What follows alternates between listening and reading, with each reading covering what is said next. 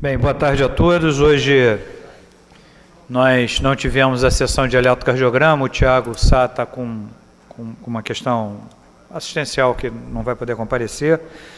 Eu queria agradecer a presença de todos, como sempre, e dar aqui alguns informes, como de hábito, a respeito da nossa programação científica. Ontem nós tivemos mais uma sessão clínica de ortopedia, foi bastante interessante, o pessoal da unidade clínica participando com bastante ênfase, tem sempre essa parceria entre a unidade clínica que tem aí esse modelo de doente com ou ortopédico ou com risco de alguns acidentes ortopédicos, e ontem, mais uma vez, versou sobre esse tema. Hoje, às 11 horas, nós tivemos mais uma sessão de cuidados paliativos, também uma iniciativa da unidade clínica, coordenada pelo Dr. Jorge Sabino. Na próxima sexta-feira, nós vamos ter uma sessão que é responsabilidade do grupo da insuficiência cardíaca também, e que, desta feita, vai abordar um tema. Eu, como sempre, não sei dos casos, eu passo só o título aqui, porque o que vem a partir do título é responsabilidade dos coordenadores. O tema é dor torácica em paciente jovem, um desafio diagnóstico. E também vai ser coordenada pelo Dr. Marcelo Monteira, vai ter como apresentador o João Ricardo, e como debatedores a doutora Marina, a doutora Rayana, o doutor Arnaldo Rabichovski, o doutor Eduardo Barcelos e o doutor Evandro Tinoco. Agora, essa sessão é da próxima sexta-feira, depois de amanhã. A gente para, na verdade, na sexta-feira é o nosso último dia de atividade, e o auditório vai fechar, as 3 salas vão fechar para a reforma. A gente vai ver o que a gente vai conseguir fazer nessas 3 semanas, porque nós reabrimos no dia 9 de agosto. Já com uma sessão clínica, aí a gente volta à programação plena, como vínhamos fazendo até então. A gente espera que as modificações gerem um pouco mais de conforto, tanto do ponto de vista de carpete, de cadeiras, eventualmente de audiovisual. A gente está vendo como é que a gente vai mexer nessas coisas ainda. Então, fechamos na próxima sexta-feira. Eu vou passar, de qualquer forma, um informe pelas redes sociais, e reabrimos na segunda quarta-feira de agosto, que é no dia 9. A sessão clínica de hoje vai ter como tema edema agudo de pulmão com evolução para choque, fast track na sala de emergência. O moderador vai ser o Dr. Marcelo Monteira, o apresentador Dr. Leonardo Carvalho Silva, e vamos ter como debatedores a doutora Ana Amaral, Dr. Ricardo Muriles, Dr. Arnaldo, Dr. Rodrigo Mouzinho e Dr. Bruno Marques. Quando eu vi esse tema, até brinquei aqui quando eu cheguei, edema agudo de pulmão com evolução para choque, fast track na sala de emergência. Eu fiquei em dúvida se o fast track era do EAP para o choque. Tinha sido tão rápido que aí foi isso? Vamos ver. Tá bom, Monteira. Bom, André, já iniciou a sessão. A sessão hoje... Como é a última semana, a sessão de hoje e a sessão de sexta-feira são exatamente 2 casos do dia a dia e que tem peculiaridades que o diferenciaram. São casos do dia a dia, não tem nada estrombólico, mas que dentro do dia a dia tem essa peculiaridade. A palavra fast track está na diretriz europeia e americana. Isso não é uma palavra que nós criamos no hospital, não é uma coisa assim, que resolvemos criar, não. Isso está claro, é um protocolo fast track que a gente vem aplicando no hospital. Hoje é o nosso 23º doente. Dentro de em 45 dias já tem 23 doentes incorporados. Depois haverá uma sessão para isso, embora até teve. Bom, sem delongas, o Leonardo vai iniciar. Gostaria de agradecer a presença de todos, os debatedores também. Esse é um caso, como eu disse, na prática clínica. A gente vai interrompendo toda hora para ver as mudanças. Como é que apaga essa luz aqui de púlpito? Bom, muito boa tarde a todos. Gostaria primeiro de agradecer a atenção e o convite para apresentar a sessão aqui hoje. Então vamos falar um pouquinho sobre a sessão do caso que a gente atendeu na emergência. Então a paciente feminina, MFMD, feminina, 64 anos, hipertensa, doença renal crônica em HD, sendo a última 2 dias, um histórico de AVE isquêmico em janeiro desse ano e também com passado de esquizofrenia. O paciente apresenta 24 horas uma dispneia progressiva aos esforços, evoluindo a 3 horas para dispneia em repouso e ortopneia, acompanhada de hipertensão arterial e turvação visual. Refere ainda ao aumento da ingesta de sal e álcool, além de uma congestão nasal nesses últimos dias. Negava tosse, dor precordial, diaforese, palpitações ou síncopes. Vinha fazendo uso regular de apresolina, 25 mg 3 vezes, atencina 0,100 2 vezes e um atenolol 25 uma vez. Então, Leonardo, só 2 detalhes. Tinha acabado de estar do hospital, uma renal crônica, tem distúrbio psiquiátrico, poliqueixosa, não aderente à terapêutica, só para ver o perfil da doente, tá? Esse era o perfil. Então, ao exame, a paciente apresentava luz orientada no tempo de espaço, irregular estado geral, corada, acianótica, taquidispneica em ar ambiente, com sinais de esforço respiratório, não tinha turgência jugular patológica, perfusão capilar periférica menor de 2 segundos. Uma PA de 205/90 no membro superior, tinha uma FAV no membro superior esquerdo, a frequência cardíaca de 89, ventilando a 28 incursões respiratórias e saturando a 91. O aparelho respiratório, murmúrio vesicular universalmente audível, com crepitações e sibilos até o terço superior de ambos os hemitórax. Tudo bem, então vamos parar aqui, porque isso aí, antes que os exames não chegaram, né? Então você está na sala de emergência, a doente entra com isso, Muriles. A doente entrou com isso aí, não tem exame, que é a vida real, né? O que você acha, sua hipótese diagnóstica, conduta inicial, vamos ver os debatedores, porque esse é o mundo real, foi assim que aconteceu. Ela entrou, pimba, e aí? Bem, obrigado, Marcelo, pelo convite. Uma senhora de 64 anos, hipertensa e renal crônica, que entra com um quadro de hipertensão arterial e congestão pulmonar bilateral até os ápices. Então, assim, do ponto de vista sindrômico, é um edema agudo de pulmão, né? Um edema agudo de pulmão numa paciente renal crônica, geralmente a gente tem que imaginar que essa doente ela não vem dialisando de forma adequada. Porque eu acompanho muitos doentes que fazem diálise crônica e que são cardiopatas, e um preditor de controle de pressão arterial e de congestão pulmonar é o doente estar bem dialisado com a sua volemia bem adequada. Para uma senhora dessa estar com esses níveis e com congestão, uma hipótese é essa, outra hipótese é a transgressão alimentar, ela não está usando os medicamentos de forma adequada. Eu ficaria no primeiro momento com isso. Edema agudo hipertensivo, uma doente renal crônica, com esses fatores principais desencadeantes. Ana, qual é a conduta na sala de emergência com esse diagnóstico que o Murilo deu? Bom, nesse momento a gente precisa... primeiro a gente precisa entender se essa doente a gente ainda não tem laboratório, mas do ponto de vista clínico ela pode estar realmente, fala a favor dela, estar hipervolêmica, e a gente precisa tentar até acionar o serviço de diálise, porque a gente provavelmente não vai conseguir estimular diurese dessa doente, com diurético. Acredito que a gente não tenha um ganho aí adequado, como se não fosse uma paciente renal crônica. Exatamente, está edemaciada, está congesta, crepita bilateralmente, já tem taquipneica, né, 28 incursões respiratórias, uma saturação de oxigênio ali já no limite. Então, em primeiro lugar, a gente precisa pensar em como tirar essa hipervolemia dessa paciente, e provavelmente a gente conseguiria isso de uma forma importante com diálise. Mas a diálise a gente não consegue tão rápido, né? Então a gente pode pensar em trabalhar no controle pressórico dessa paciente, né, com vasodilatador. A gente pode tentar também uma ventilação não invasiva, para a gente tentar oxigenar melhor essa paciente, e com pressão positiva a gente conseguir um alívio, né, da parte do padrão ventilatório dela. Acho que no primeiro momento seria isso. Mozinho, vasodilatador, ela falou vasodilatador, mas de forma mais específica. Vocês entram com o que na sala de emergência? Concordo com a avaliação dos dois em relação à impressão diagnóstica.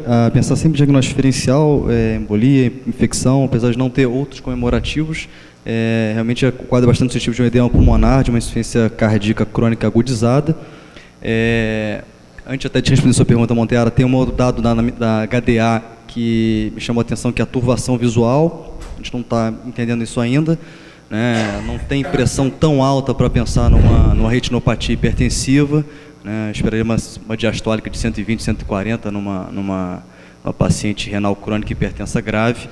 E o tratamento, a Ana falou, vasodilatador, para IVE a gente usa com frequência a nitroglicerina, mas a literatura fala muito do nitroprussiato de sódio, que é uma droga mais potente, a gente consegue titular melhor, eu acho que seria a minha escolha nesse momento, nitroprussiato. Em relação à insuficiência cardíaca, o modelo aí, eu pensaria mais no modelo de fração de ejeção preservada do que de disfunção sistólica, pelo que ela usava de medicamento, por a pressão arterial extremamente elevada e pela apresentação. César.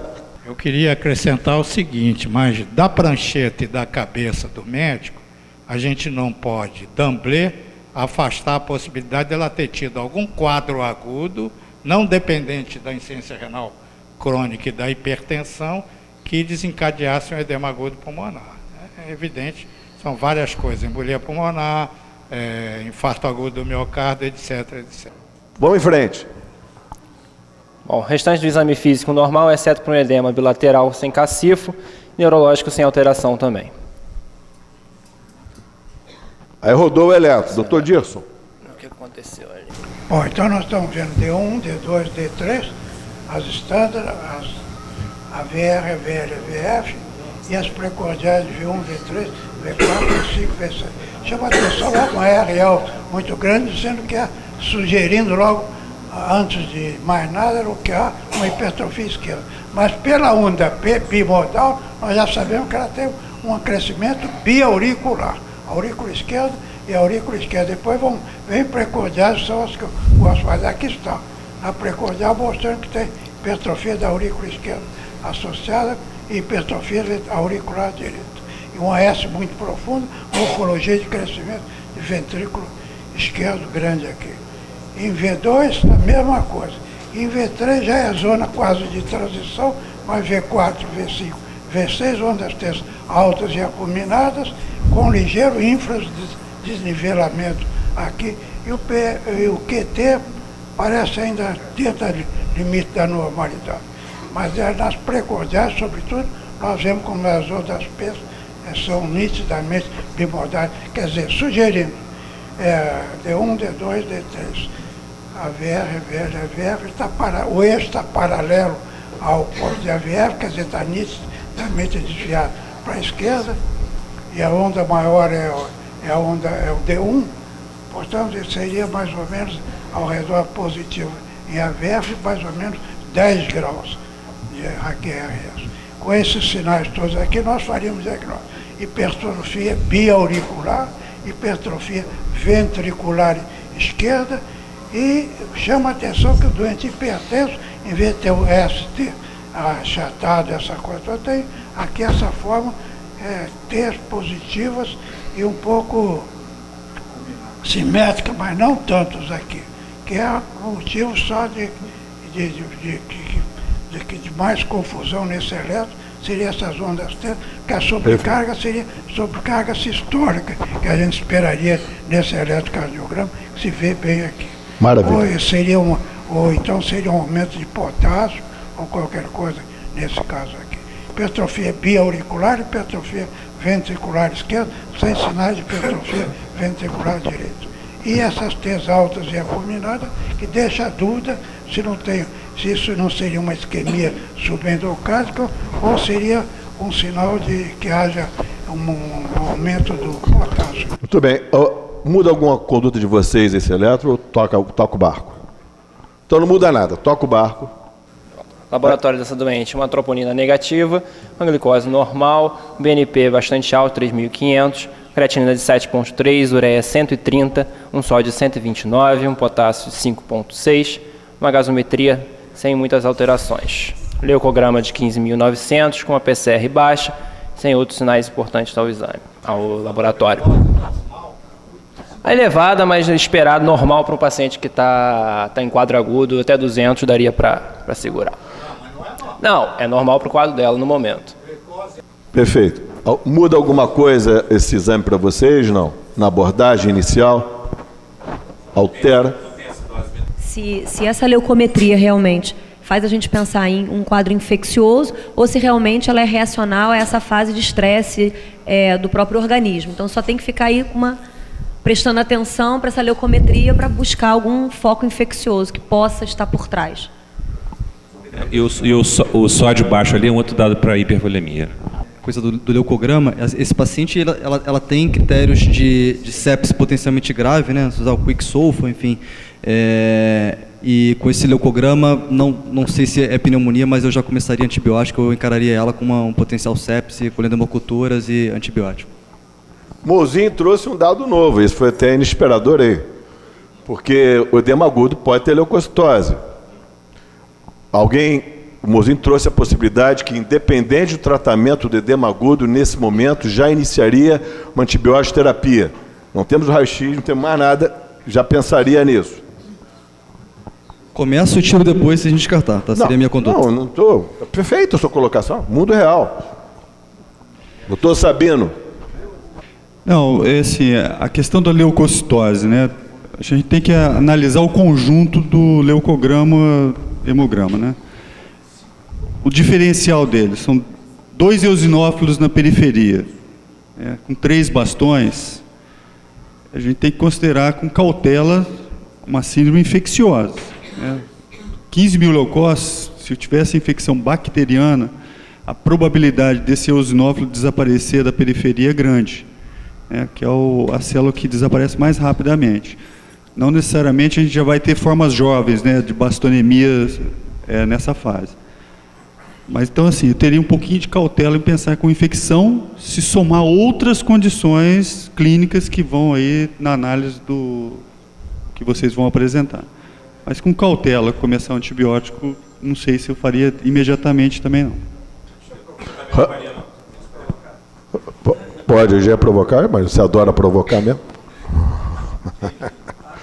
É lógico que se trata de um caso clinicamente manifesto de insuficiência cardíaca descompensada, num paciente renal crônico. Apesar de isso ser prática corrente, o BNP acrescenta alguma coisa? Nesse cenário de admissão, não acrescenta nada. O valor prognóstico seria não nesse momento da internação, e sim na alta, e para diagnóstico a gente não precisa do exame. Não, ele entrou na rotina. Foi no automático. Pilotador, bem lembrado. Rangel, não é possível, você não vai fazer nenhuma observação. Ainda mais que envolvendo infecção, tem ou não tem. Você acha que isso é uma crise hipertensiva com edema agudo? Não entrou raio-x ainda, só passou o eletro, você chegou a ver o eletro, né? O eletro, mas não viu o histórico assim. O histórico é um renal crônico, hipertenso, tem perfil psiquiátrico, não aderente a tratamento, não aderente à dieta e, por causa disso, retorna ao hospital com uma crise hipertensiva e um edema agudo de pulmão. No exame clínico, só típico de edema agudo, nada que chamasse atenção, além de congestão, e o que o pessoal colocou, que talvez fosse uma urgência dialítica, e o Mozinho levantou a possibilidade, discutido pelo Sabino, se poderia ter um cofator ou de infecção, ou TEP, ou isquemia, dentro desse contexto. Diabético também. Diabética também. Diabético, né? Renal, que idade tem mesmo? Qual a idade mesmo? 64. 64. É um indivíduo que se comporta como imunodeprimido, né? Que faz diálise, renal crônico, diabético. Eu ficaria com um limiar baixo para tratar, mas é claro que não existe um diagnóstico definitivo de infecção. O próprio edema agudo poderia justificar ativação leucocitária, inflamatória. Enfim, aguardaria o exame de imagem. Muito bem. Podemos ir em frente, não? Estamos na admissão, já chegou o laboratório, já chegou o eco. Eco não, já chegou o eletro. Próximo exame. Chegou o raio-x. Antônio Sérgio, meu querido. Na verdade, esse é raio-x feito no leito. É claro, edema agudo foi no leito, porra. Então, na verdade, o que a gente vê, não dá para saber direito se o... Não, olha aqui. Aparentemente, pode ser que exista um crescimento do coração. Se ele tiver aumentado, o que parece que está. Né? Mas se a gente analisar da periferia para o centro, a gente vê o seguinte. Existe derrame pleural bilateral, eu não estou conseguindo ver não consigo ver, não sei se vocês estão vendo aí, mas eu não consigo ver o costofrênico direito. que ele está na frente de vocês, não na minha. E o sem costofrênico esquerdo também está ocupado, né?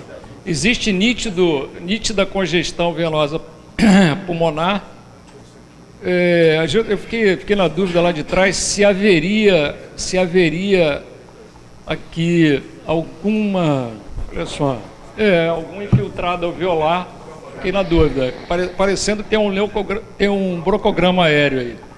Então, na verdade, eu fiquei na dúvida aqui. Eu acho que isso aqui poderia ser motivo para a gente poder fazer uma tomografia e analisar melhor. Mas, olhando a área cardíaca, o arco inferior direito, ele não está alterado, né? Assim como o arco superior direito também. A aorta está um pouco saliente aqui, que é o arco superior esquerdo, e a artéria pulmonar está retificado, significando que tem algum grau de aumento da pressão dentro da artéria pulmonar. E o arco inferior esquerdo, efetivamente, não dá para a gente analisar com esse derrame, porque tem o sinal da silhueta aqui, né? O que você conclui desse raio-x, então? Não, eu acho que tem congestão pulmonar e ficaria na dúvida se tem algum infiltrado alveolar na base direita. Então você não descartaria a infecção como o Mozinho colocou? Não descartaria, eu pelo menos não descartaria. Doutor Mozinho, então para fechar a próxima, fecha se eu estava na sala, não tem baias aqui, Mozinho. Você já sabe o que aconteceu, claro que você estava na sala. Então, até o presente momento, nós temos aqui 60 minutos de sala de emergência. Ok? Põe o próximo slide. Então, dá o fechamento dos primeiros 60 minutos. Mulher, 64 anos, renal crônica, diabética, entra com uma insuficiência cardíaca aguda, num modelo de edema agudo de pulmão hipertensivo. Abordagem inicial, pedir exames, mas até antes, estabilização dessa paciente, né? O que foi feito, a gente já discutiu aqui tratamento com tentativa de diurético pela urina, vasodilatador, pressão positiva. Foi feito qual vasodilatador? Nitroprusiato. Liprista. Exames complementares para entender o diagnóstico, já temos aqui algumas coisas, a tomografia vai ajudar numa eventual pneumonia, mas ela não tem condição clínica nesse momento. Ok, então até agora é isso aí. Ok? Algum debatedor quer trazer mais isso? Fechadinho?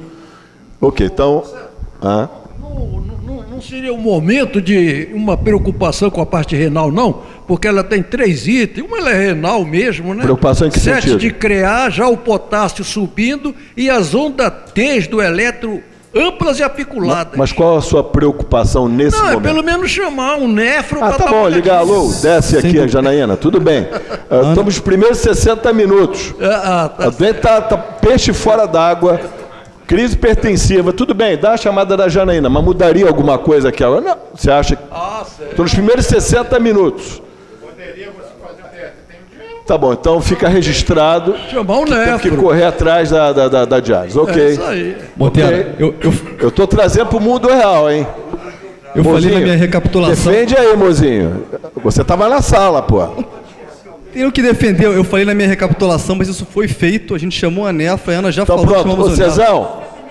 Primeira coisa que ela falou. Primeira coisa chamada pela sala de emergência foi a nefro. A nefro estava a caminho. Pronto. Enquanto ela não chega, estamos mantendo o doente vivo para a nefro. Perfeito? Ok. Vamos em frente.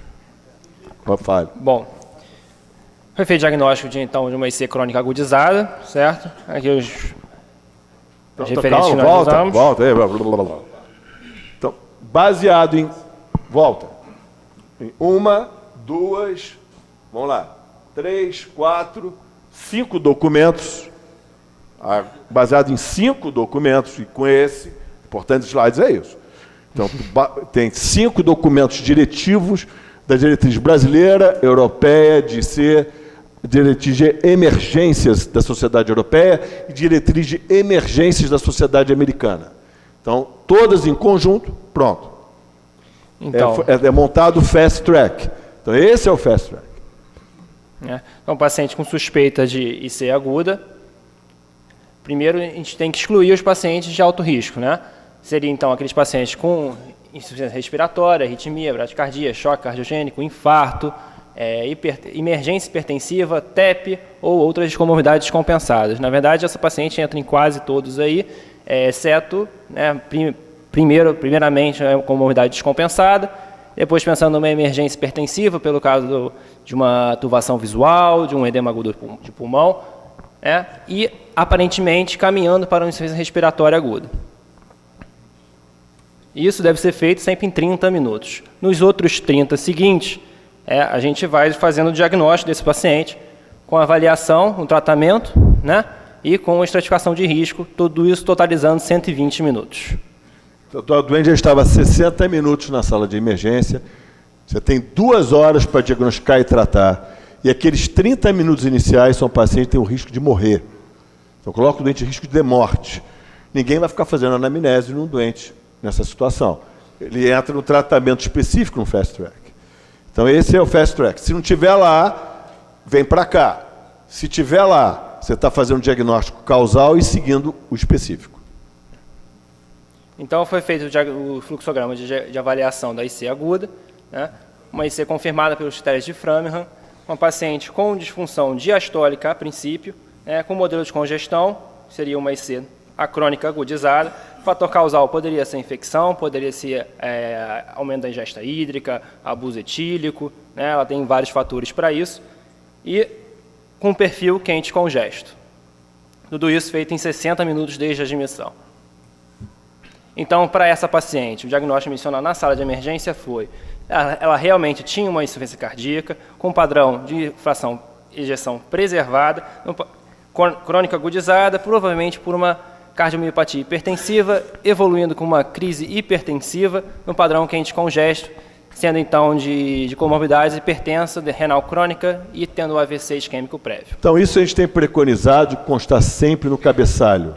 Não só dizer uma IC, é ter todos esses fatores e do lado as comorbidades associadas. Bom, nos mecanismos de congestão, a gente tem geralmente um fator precipitante, levando à ativação simpática com mobilização do reservatório venoso, no momento rápido, aumentando o volume circulante efetivo, podendo levar a hipervolemia pulmonar ou periférica. Com hipovolemia periférica, perdão. Volta. Ela teria 2 modelos, ou esse ou aquele. Como ela é um crônico agudizado, provavelmente ela é um modelo hipervolêmico absoluto. Próximo. Sendo que dentro mesmo do contexto do volêmico absoluto, você pode ter agudização desse modelo. Ou seja, o doente é crônico, hipervolêmico crônico, dá uma clicadinha. Você faz a vasoconstricção esplânica, que predomina fibra receptor alfa e predomina receptor beta no fígado. Próximo. Com isso, você desloca até 10 ml por quilo, quase, em 5 minutos no paciente que já está hipervolêmico. Você espreme o peritônio dele, espreme a mesentérica dentro de um contexto crônico. Então, você agudiza a cronicidade por esse mecanismo. Próximo. Junto desse mesmo contexto, a gente queria frisar aqui a questão da crise hipertensiva que esse paciente também apresentava. Em 25% dos casos ela é emergência, em outros 75% urgência. Nesse caso, admitido como emergência hipertensiva, provavelmente por uma encefalopatia hipertensiva ou edema agudo de pulmão, pelo quadro atual até o momento. Na avaliação da emergência hipertensiva, então, alteração do estado mental, essa paciente não tinha, exceto por um distúrbio visual, sem náusea, sem vômito, mas também sem sinais focais. Conformando todos esses achados, a gente avalia, então, uma emergência hipertensiva, junto também com uma insuficiência ventricular esquerda demonstrada pelo edema agudo de pulmão. Você vai, não, mas chega aqui no IVE, sim. Aí ela vira emergência hipertensiva por causa disso, que é o fluxograma, que entra em paralelo com outro fluxograma. Então, é uma emergência hipertensiva por edema agudo de pulmão numa renal crônica agudizada. Próximo. Então, os alvos terapêuticos, pensando em emergência hipertensiva, você tem alguns fatores, foi admitido para ela de 3 a 4 horas uma redução de 20 a 25% da PAM. Então, a paciente foi admitida às 9h30, com avaliação da comissão de insuficiência cardíaca às 11h50, já em uso de nitroprusiato em dose escalonada, furosemida. Depois, com mais calma, a paciente já em VNI, ela foi perguntada se ela tinha alguma diurese, ela respondeu que realmente urinava alguma coisa. E o objetivo foi a diminuição de 25% das primeiras 3 horas. E aí, pessoal, alguma coisa a acrescentar? Murili? Ana? Mouzinho? Alguém na plateia? Não? Ok. Então, ela inicia agora uma avaliação dentro do contexto. Ela está sentada no leito, está ortopneica, esforço respiratório, suporte O2, nipride entrando. Então, nós entramos no leito para avaliar a doente. Fale, João. Nesse momento, ela já tem mais ou menos 1 hora e pouco de emergência? Sim, está ali o horário. Então, e ela não iniciou a VNI ainda? Já estava em VNI. Já estava em VNI. Só essa dúvida, obrigado. A equipe atuou redondinho. Próximo.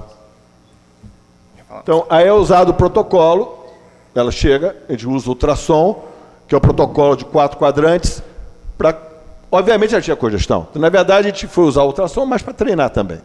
O objetivo foi esse, ver se tinha derrame pleural, ou se poderia ter um pneumotórax associado, ou algum outro fator agravante associado nessa doente. Mas o objetivo maior é aproveitar o edema agudo, né?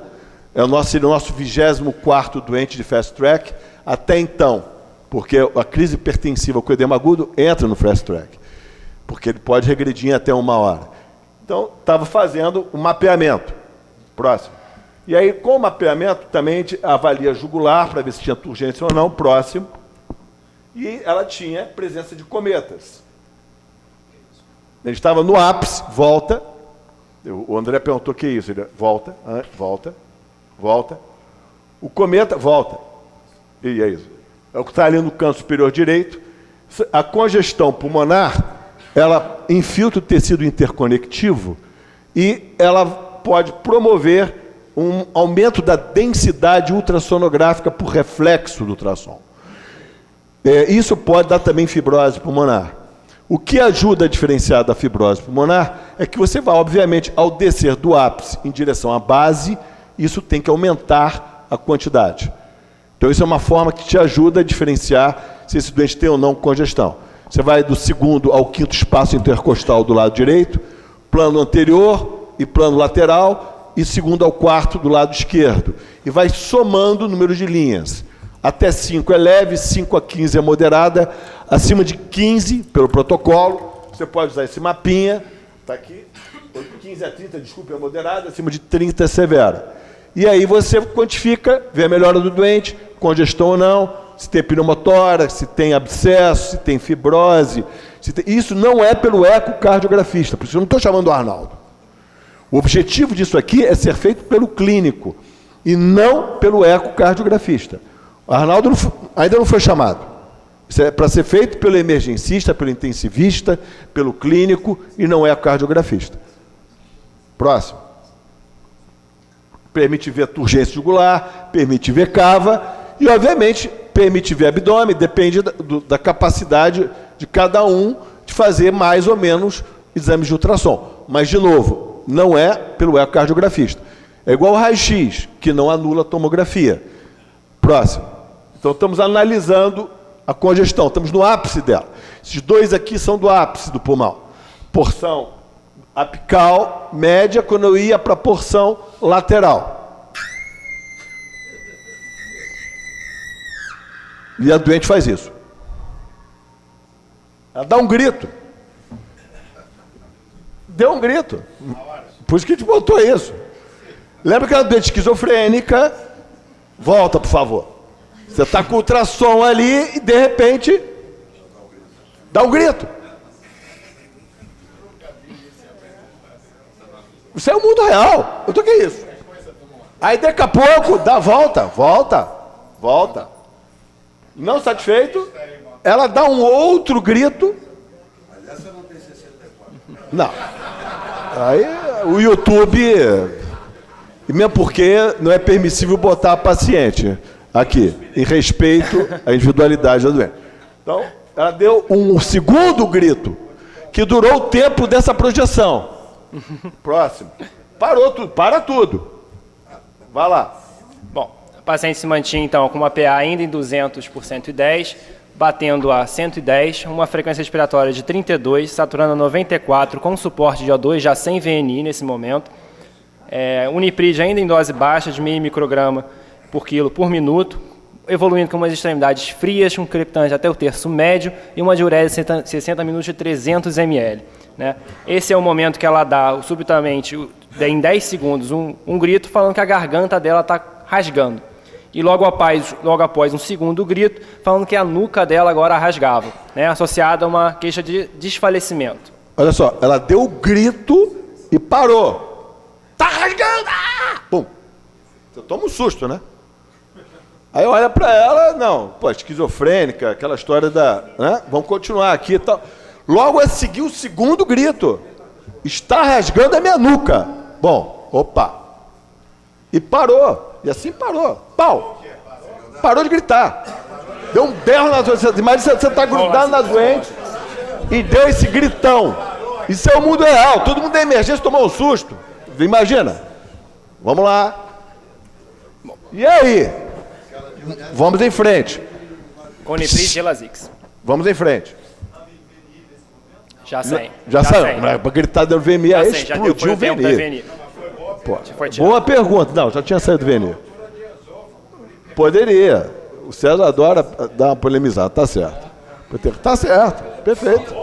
Excelente pergunta. Não estava em VNI. Próximo. Aí, Arnaldo. Então pega o Viscan e... Opa, vamos dar uma olhadinha nesse grito. Repete. Ainda não. Mas eu acho que o médico que não é especializado, ele tem que se impor um alto limite. Claro. E quando o negócio fica obscuro, ele tem que chamar o especialista. E não é isso que está acontecendo por esse mundo real afora. Eu vou fazer 2 comentários. Primeiro, que essa colocação do César é uma pergunta que a gente se fez. Eu próprio fui perguntar para o Dr. Feigenbaum o que ele achava dessa febre de se fazer mundo afora cardiografia por quem não fosse especialista, nas salas de emergência, nas terapias intensivas, e ele fez uma colocação muito, ele é um homem genial, ele fez uma colocação muito boa, que é pior do que não ter diagnóstico é ter um diagnóstico errado, mas que a gente vivia no mundo com possibilidade de arquivamento digital das imagens e que essas imagens fossem revisadas pelo ecocardiografia, pelo especialista. E foi exatamente... Pelo contrário. Olha só, existe um movimento no mundo do residente, do aluno, começar a lidar com essas ferramentas a partir do 3º, 4º ano de formação. Então, e se vocês lerem o editorial da doutora Suzanne Viger, que foi a ex-presidente da Sociedade Americana de Ecocardiografia, ela dizia no editorial que se ela tivesse uma emergência qualquer, que levassem ela para um serviço que dispusesse de um ultrassom à beira do leito para ajudar nas decisões. Só complementando, Arnaldo, o que você está colocando, o César, é importante você entender o seguinte: o ultrassom, ele permite você fazer N exames. E, obviamente, depende do seu skill. O que o ultrassom está ali liberado para todos, que é muito simples, é o cometa pulmonar. Isso é algo extremamente simples. A partir daí, se você sabe fazer eco, você faz eco. Não, Marcelo, sabe fazer vaso, faz vaso. Numa emergência, presta atenção, numa emergência, tem aqueles rush, aqueles protocolos todos, o ultrassom serve para o indivíduo chegou chocado, ele vê se tem derrame, se tem hemotórax, ele vê se tem ascite, ele tem uma análise, tem um protocolo. Isso. Bom, então é liberado. Então indo para... Para você ver então como é liberado, isso que é importante lembrar. É algo liberado, pode ser feito, e não pelo ecocardiografista, pelo emergencista. Então, Marcelo, eu estava na minha sala de exame, o Marcelo entrou na sala... Não, calma, vamos chegar lá, estamos aqui ainda. Então, vou chegar lá, você me... tá bom, tá. Aí o Marcelo entra com o Viscan, que é um aparelho portátil de ultrassonografia, que serve para ultrassom vascular, como para cardíaco, os mais modernos, e tem uma corrente grande de cada vez mais aparelhos disponíveis no mercado, e me mostra essa imagem aqui. Arnaldo, isso aqui é um coágulo no pericárdio? Eu falei, Marcelo, está perfeito, isso é um coágulo no pericárdio. Não sei se o Marcelo lembra, eu estava fazendo exame, interrompi o exame e falei assim, só tem rapidamente, só existe 2 motivos para ter coágulo no pericárdio. Um é uma dissecção aórtica com tamponamento, e outro é uma ruptura miocárdica, e aí eu terminei o exame e a gente foi lá fazer o transesofágico. E foi isso. Então a gente vê aqui, esse é um corte apical, a gente vê um pouquinho de derrame pericárdico, aqui está estático, a gente vê aqui, isso aqui é coágulo. Tá rodando. Coágulo no pericárdio. A função me parece normal, um pouco de hipertrofia, derrame livre aqui. Aqui vem a cava inferior distendida, o coágulo aqui bem exuberante. Essa imagem é muito interessante porque ela permite que você veja parte da gordura pericárdica, que é um componente do pericárdio fisiológico, e essa parte aqui menos, não sei se vocês conseguem daí de trás observar, menos densa é o coágulo aqui. E aqui também, esse corte é um corte transverso do VE. É o mesmo de cima? Não, aqui é o transverso. Não é não. É o transverso, meu filho, aqui. E aqui, grande quantidade de coágulo aqui representado. Então, trata-se de um paciente com provável tamponamento agudo. Só lembrar que a cava aqui ainda está variando. A doente ainda estava hipertensa. Eu não sei como é que está. Ainda estava exatamente o que você está vendo aqui. Ainda estava hipertensa e isso estava em evolução. E aqui tem um certo grau de compressão do ventrículo direito. Então, provavelmente um tamponamento. Calma, vamos chegar lá. Tamponamento agudo. Lembrando que o tamponamento agudo nem sempre você precisa ter um volume grande de líquido. Às vezes só um extravasamento Leonardo, em pouco tempo é capaz de fazer o tamponamento. Calma. Então, daqui a pouco o Arnaldo a gente chama de novo. Vamos lá. 4 Aí minutos clinicamente. Da avaliação que ela fala do grito, né? Até 4 minutos foi feito esse VSCAN. Então, de meio-dia e 5 a meio-dia e 20, a paciente caiu um pouco a PA, foi com uma PA divergente, tendendo a bradicardia, evoluindo com torpor, uma hipotensão mais pronunciada e uma frequência cardíaca ainda um pouco mais baixa, com uma respiratória de 110. Sim. Vai. Bom, voltando ainda àquele fluxograma nosso, então a gente parte mudando um pouquinho o nosso fluxograma, né? Ela seguiria esses passos, porém, numa estratificação de risco, ela piora o quadro clínico, chega a chocar, então a gente parte para o tratamento de abordagem específica. Com isso, então, a gente fala numa resposta rápida para tratamento da causa, né? Com restabelecimento do fluxo normal, com uma importante redução da congestão, né? Sempre numa resposta rápida, um tratamento para melhorar a sobrevida desse paciente. Então, o que marca aqui é o seguinte, fast track. Essa doente está morrendo, precisa ser ativado o time para isso. Próximo. Então, agora você tem que seguir, você tem um timing, que a sala de emergência tem que atuar em conjunto. Chamar equipe de cirurgia, se acha que tem dissecção, enquanto que o emergencista vai providenciar a via aérea segura e vai providenciar, pode apertando tudo, por favor, providenciar o tratamento correto. Esse aqui dá. Para aqui um pouquinho. Começar pela Ana. Ana, como é que você está enxergando a situação no momento? Bom, Mantera, fazendo aqui uma rápida recapitulação, uma paciente que muda realmente a impressão inicial dela, né, e o nosso diagnóstico. A gente recebe uma paciente que, a princípio, a gente enxergou como um edema agudo hipertensivo, numa renal crônica, que tinha transgredido ou talvez vindo mal dialisada, né? Então, a gente tenta estabilizar essa paciente. No meio do caminho que a gente está tentando estabilizar, resolver essa hipervolemia, resolver essa hipoxemia, o desconforto ventilatório dela, ela realmente mostra para a gente um outro sinal de realmente uma outra patologia, uma patologia grave, uma patologia, uma síndrome aórtica aguda, né? Parece que essa paciente tem um derrame pericárdico com coágulo.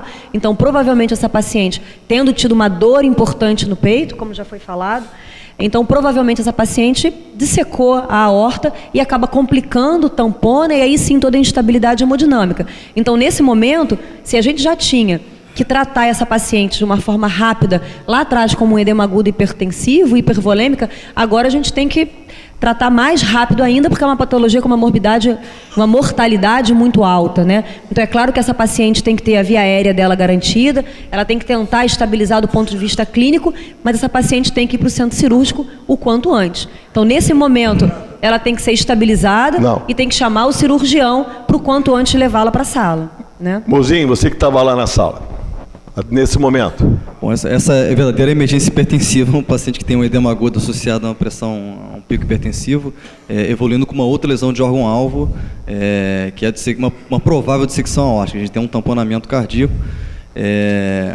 E o Dr. Kovac fez uma colocação aqui importante. Ela estava com nitroprusiato de sódio, uma dose muito baixa, não houve flush, enfim, ela fez realmente ela saiu de 200 para 60, 70, né, uma dose muito pequenininha. Não se chamou a atenção, que veio junto com a dor torácica e com o achado do eco.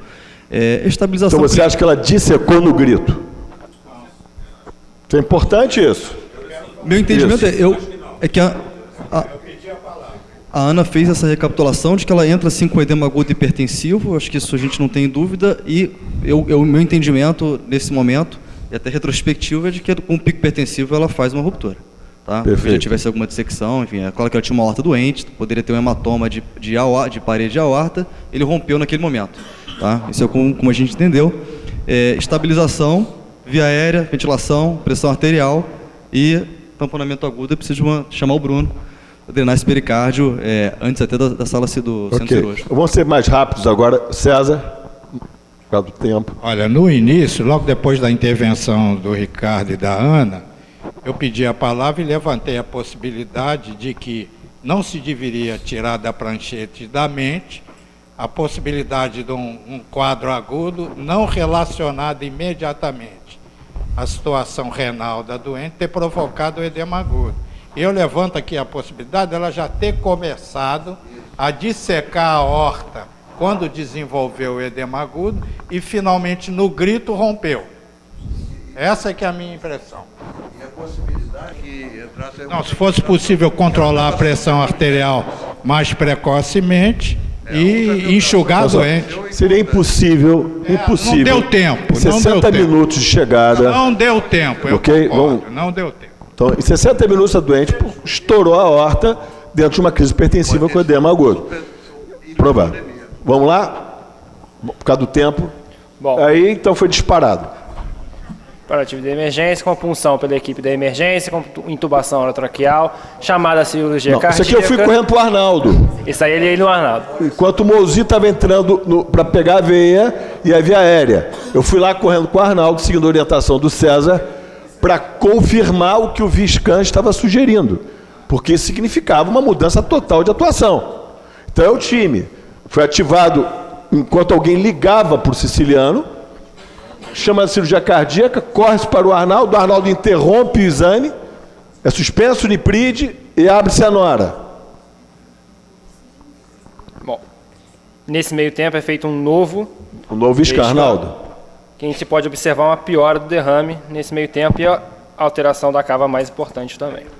Bom, ali, olha o relógio, 12h22.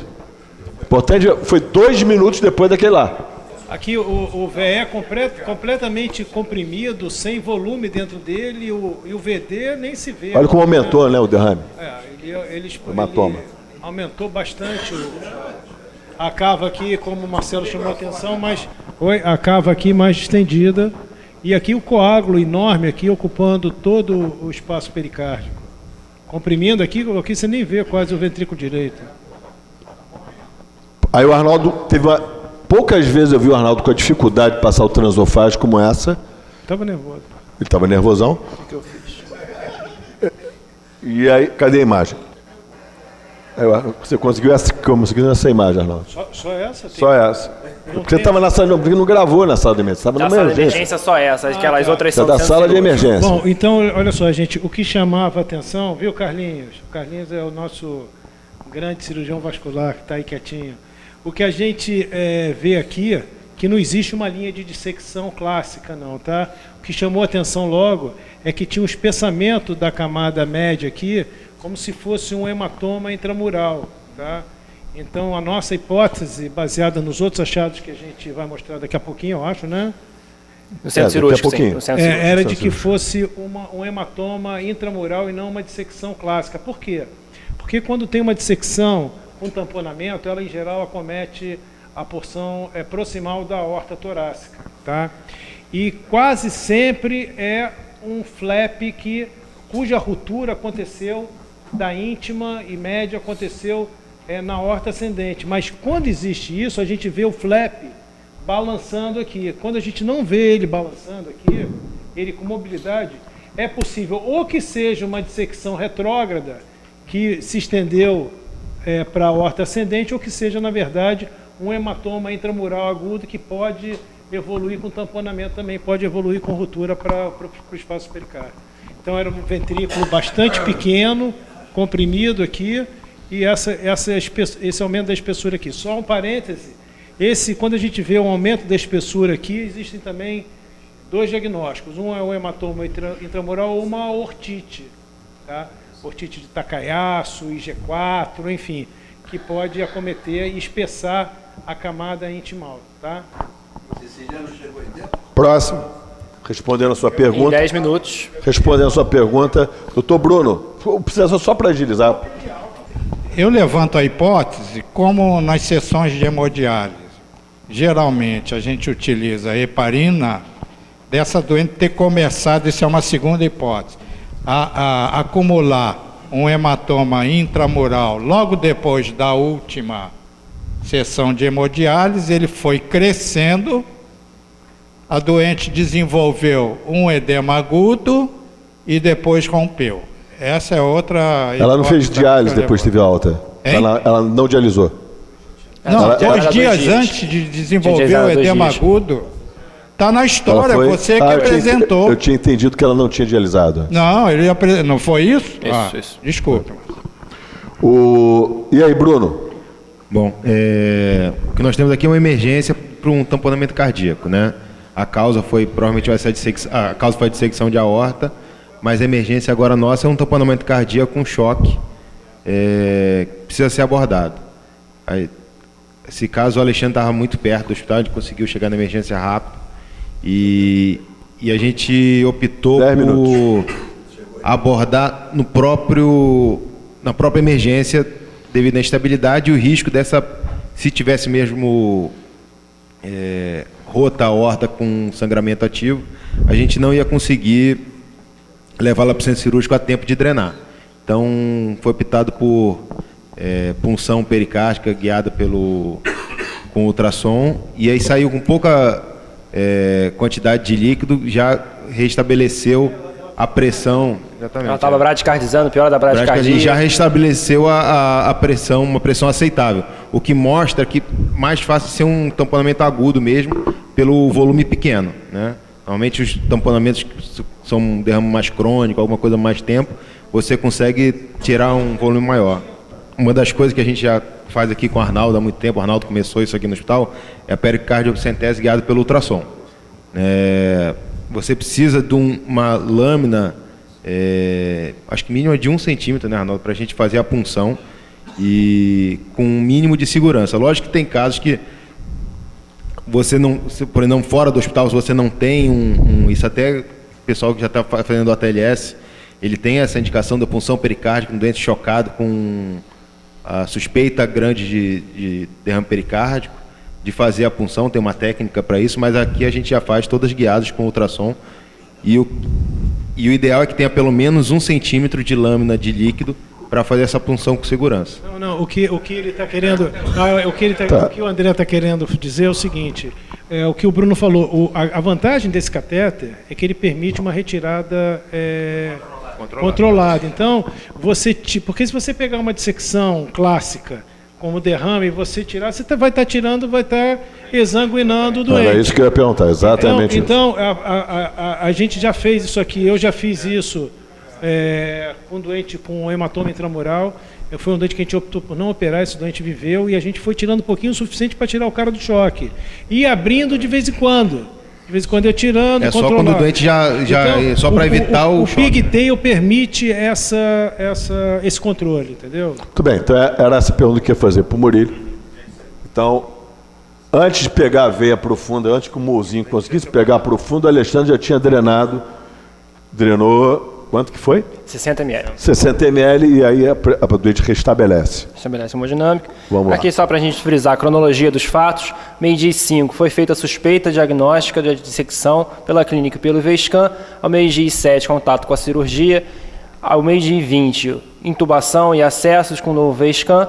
Às meio-dia e 25, o eco transtorácico, né, com volume ainda em hora em baixa dose. E ao meio-dia e 40, pericardiocentese com melhora da PA e foi suspenso. Às 14h50, a paciente foi encaminhada ao centro cirúrgico. Eu queria só frisar que esse tempo entre a paciente fazer a pericardiocentese e o encaminhamento do centro cirúrgico foi atrasado por uma questão familiar, decidindo se a paciente ia ou não para a sala, deu esse meio tempo aí. Então, a paciente foi encaminhada para o centro cirúrgico às 15h40, feito o início do procedimento, o hemiarco aórtico. Bruno, como é que foi? Bom, quando a gente abriu o pericárdio, tinha uma grande camada de coágulo em cima do coração, cobrindo todo o coração, uma aorta com hematoma importante, coloração arroxeada, típica da dissecção aguda da aorta. E a gente decidiu que até devido à suspeita do trombo intramural do Arnaldo, pelo hematoma e pela coloração e a presença da dissecção, foi mesmo realizada a cirurgia, que a gente não tinha também a gente não deu tempo para fazer uma angiotomografia para confirmar esse diagnóstico. Então a gente fez uma cirurgia, a gente foi feito um hemiarco com canulação do tronco bracocefálico, foi retirar toda a aorta ascendente da porção supracoronariana até a porção medial do arco, exatamente como está no desenho. E não foi achado exatamente um orifício de entrada da dissecção. A aorta estava toda rasgada assim na parte do coisa, então a gente não conseguiu definir exatamente onde era o ponto de início da dissecção. Ela tinha dissecção ainda para o arco e para a aorta descendente, mas pela visualização a gente não conseguiu ver nenhum orifício, então a gente decidiu somente tratar essa parte do arco e a aorta descendente, que é o que compromete a vida do doente. Esse aqui é um corte alto, no esôfago alto, em que a gente vê aqui a aorta ascendente, aqui a artéria, o tronco da artéria pulmonar, aqui a pulmonar direita, aqui a veia cava superior, e a gente vê um espessamento dessa camada aqui, compatível então com o hematoma realmente intramural. Vocês estão vendo aqui a aorta ascendente no plano longitudinal e que a gente vê também o espessamento dessa camada. Então, não é uma dissecção tipo A ou tipo 1 clássica, tá? Ou é uma dissecção retrógrada, ou é um hematoma intramural, tá? Vai, avança. Bom, isso aqui é na aorta descendente, tá? A gente está vendo aqui líquido pleural esquerdo, a gente está vendo a aorta descendente, estamos vendo uma placa aqui, e a gente está vendo essa camada aqui de coágulo. Veja bem, como é que a gente diferencia isso aqui de um aneurisma com trombose mural? É o sinal do cálcio, tá? Quando a gente vê o cálcio aqui nessa parede, isso significa que isso aqui é a íntima que foi deslocada. Então, uma possibilidade forte é que seja uma dissecção da aorta descendente que dissecou retrógradamente para a aorta ascendente. Outra possibilidade é óbvio que é o hematoma intramural. Então, esses dois diagnósticos diferenciais são pertinentes. Próximo. Aqui a gente está vendo o sinal do cálcio, aqui, tá? Como se fosse a íntima que fosse deslocada. Então, isso pode ser, não vou repetir, uma luz falsa totalmente trombosada ou um hematoma intramural. Aquela imagem ali, Ana. Ela tinha uma... Ali, Ana. Aonde? Aqui é o tronco, aqui é a pulmonar. Isso aqui chega a ser uma lesão ulcerada ou... Ah, não. Acho que não. Acho que é uma irregularidade ou da parede ou da... Não sei se é placa, porque isso aí provavelmente a íntima é isso aqui. O que é isso aqui, Ana? Não, isso é um artefato, Marcelo. Aqui pode ser parte da coronária, porque aqui é o tronco da artéria pulmonar direita, e aqui é a aorta ascendente. A solução de continuidade você afasta. Não, o Bruninho também não viu, eles não viram isso, a gente não viu. Não, mas aí no exame. Ah, não. Próximo. O hematoma, é bom chamar a atenção, o hematoma intramural, ele é um precursor da endocardiite, vamos dizer assim, precursor não, é um antecessor, né? É um antecessor da dissecção. E ele começa, em geral, com o infarto da vasa vasorum. E que dá início, então, a esse processo. Maravilha, só isso. Obrigado, Arnaldo. Então vai para o pós-operatório. Esse é o raio-x pós-operatório, a melhor importante da congestão.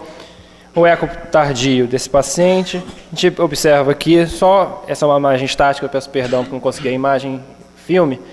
Ausência de derrame pericárdico na parede posterior e aqui não, discreto, derrame pericárdico. Bem melhor do que previamente. Então, para a gente repensar aqui, qual teria sido a história natural dessa paciente? Então, ela chega com um edema agudo hipertensivo, evolui para choque, faz uma insuficiência respiratória aguda, bradicardiza, precisa de NOR em altas doses, faz uma ESP ou sistolia e evolui para óbito. Isso rapidamente. A gente observa aqui detalhes do guideline de 2014 da ESC, o aumento, a sobrevida dos pacientes. Então, a cada hora, nas primeiras 24 horas, ela perde 1% de chance, 76%, 50% no segundo dia, evoluindo para 20% nas 16 semanas. 2 semanas. Então, qual foi a história clínica dessa paciente? Ela fez um edema agudo hipertensivo, foi feito um diagnóstico precoce de dissecção aórtica, com tamponamento cardíaco, uma descompressão pericárdica precoce, evoluindo com tratamento intensivo, ela sai do choque, a cirurgia cardíaca com correção da aorta e evoluindo para alta, ainda não teve, mas querendo frisar sempre o trabalho de time em 180 minutos, importante para esse caso, principalmente no Fast Track. Essa paciente que está agora internada no CTI, evolui agora só com hematoma de axilar, queixa da PAM da axilar, mas sem nenhuma outra com descompensação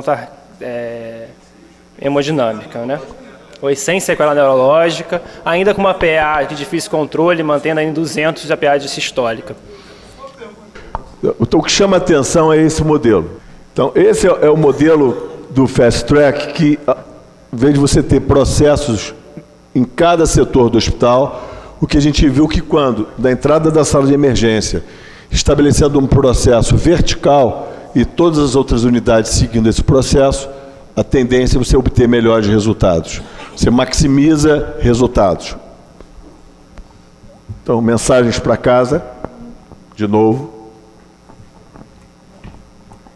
Considerações finais depois de cada debatedor. Rapidinho. É o seguinte, para vocês atentarem para o seguinte.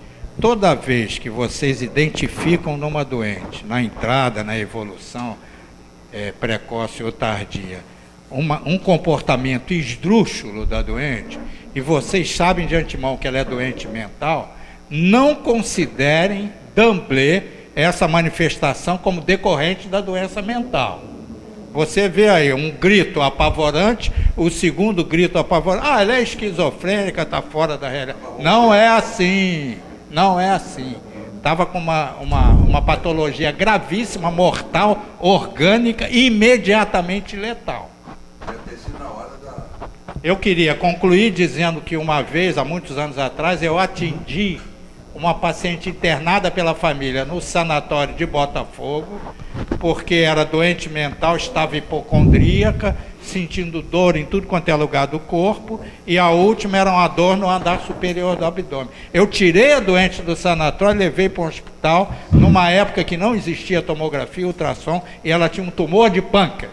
Só. Para finalizar, eu pediria Murili, Ana, Mozinho, Arnaldo, Bruno, só para finalizar, 2 minutos. Bem rápido, Montera. Acho que o caso foi bem debatido. Eu só queria enfatizar a minha satisfação de trabalhar nesse hospital, em ter um caso raro. Eu nunca tinha atuado diretamente numa dissecção aórtica com tamponamento. E contar com a sua participação no diagnóstico, com o Arnaldo do lado imediatamente, com o Siciliano imediatamente em minutos. Para mim isso é fantástico, é difícil de pensar nesse tipo de atuação em outros lugares. Parabéns, Marcelo e toda a equipe. Esse é o terceiro caso que eu vejo aqui no hospital nesse contexto. Então, isso só tem possibilidade de reverter num hospital como o nosso. Acho que a equipe está toda de parabéns. Eu queria enfatizar que é o segundo caso que eu vejo aqui na emergência e é sempre um desafio, né, a avaliação desse paciente. O primeiro caso que eu vi foi num feriado, eu estava na rotina da emergência e eu acho que realmente isso que os dois já falaram, é a gente conseguir nesse hospital ter tudo funcionando, todo mundo atento e tudo armado e as possibilidades ao mesmo tempo. Então, num feriado, a gente conseguiu, a suspeita, o paciente chega como se fosse um infarto e, na verdade, era uma dissecção. Flávia estava pelo hospital, no sobreaviso, no horário dela do eco, prontamente chegou e uma vez com a suspeita clínica ela conseguiu fazer o diagnóstico, confirmou e a equipe do Alexandre também conseguiu operar e o paciente saiu vivo do hospital. Então, assim, é fantástico, parabéns para a equipe da emergência, parabéns para você, Marcelo, por trazer esse conceito e reforçar esse conceito novo aqui com a gente, desse tratamento sem o zigue-zague, desse tratamento de linha de cuidado em Y e realmente desse fast track para a gente pensar que não é só o paciente que fica pouco tempo na emergência, mas é o paciente também grave que precisa desse tratamento intensivo, rápido, senão realmente ele morre. Parabéns a todos. Bom, parabenizar todo mundo, que exatamente esse caso foi o exemplo de funcionamento da equipe do Procardíaco, né? Chegou rápido, foi diagnosticado rápido, foi tratado rápido.